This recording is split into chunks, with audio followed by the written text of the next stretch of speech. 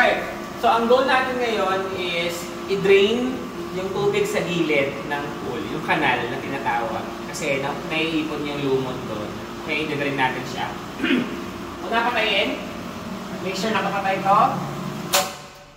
Tapos buksan natin yung kanal lang. Okay? Pero bago lahat, gagawin natin waste. Tingnan mo ito. So, ang normal setting natin, filter. Okay? Ngayon, ilalagay natin siya sa waste. Ibig sabihin, papalabasin natin yung tubig simula kung saan man, diretso na sa labas ng bahay. Dito. Itong tube na to ay palabas ng bahay. Lahat ng dadaan dito, palabas na yan. Okay? Okay. Bago natin ilagay sa waste, kailangan nakapatay muna lahat. Dapat nakabukas lang yung kanal. Okay? So, mapatayin ko yun muna.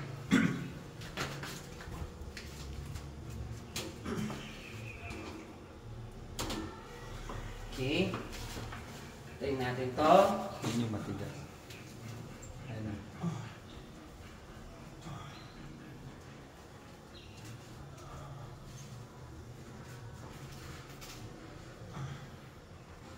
Close na ba yan? Close na, no? Okay na yun, sir. Okay, naka-close na lahat. Make sure naka-close lahat. Nasa yung kanal. Buksan natin yung kanal. Again, ang purpose natin, yung tubig sa kanal, yun yung gilid ng puro lumot, ang purpose natin is lumabas siya dito. Diretso. Hindi siya dadaan dapat dito. Dapat diretso. Hindi siya dadaan dapat dito.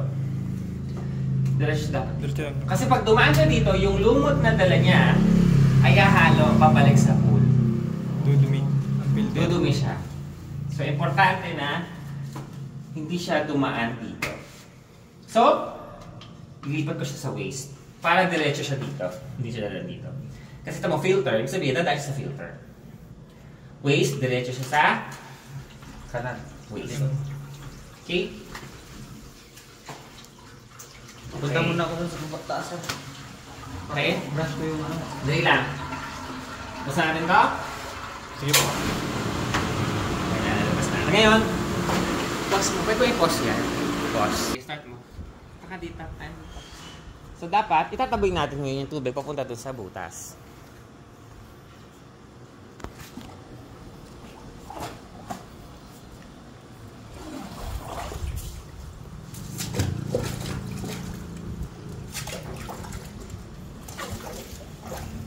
Okay na po.